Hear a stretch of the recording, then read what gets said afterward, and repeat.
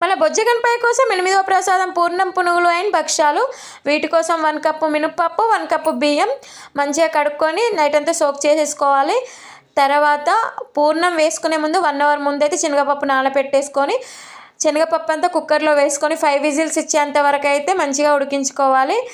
తర్వాత మినపప్పు బియ్యం మంచిగా గ్రైండ్ చేసేసుకొని మరి గట్టిగా కాకుండా మరి దోశ బ్యాటర్ లాగా కాకుండా నార్మల్గా వచ్చేలాగా ఇలా మంచిగా మిక్సీ పట్టేసుకొని పక్కకు పెట్టేసుకోవాలి. శనగపప్పు అయితే ఉడికింది కదా, ఇది ఒక గరిటె తీసేసుకొని ఇలా స్మాష్ చేసేసుకోవాలి.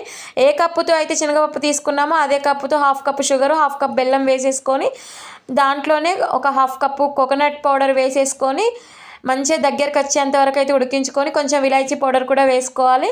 తర్వాత దగ్గరకు వచ్చాక ఇలా చిన్న చిన్న బాల్స్ లాగా తయారు చేసేసుకొని పక్కకు పెట్టుకోవాలి. ఈ పప్పు ముద్దను ఇలా దోశ బ్యాటర్ ఉంది కదా కొంచెం గట్టిగా దాంట్లో వేసుకొని వేడి నూనెలో వేసుకొని గోల్డెన్ కలర్ వచ్చాక తీసేసుకోవాలి. పునుగులు చేయగా పూర్ణం అయితే మిగిలింది, భక్షాల్లాగా అయితే చేసుకున్నాను. నచ్చితే సబ్స్క్రైబ్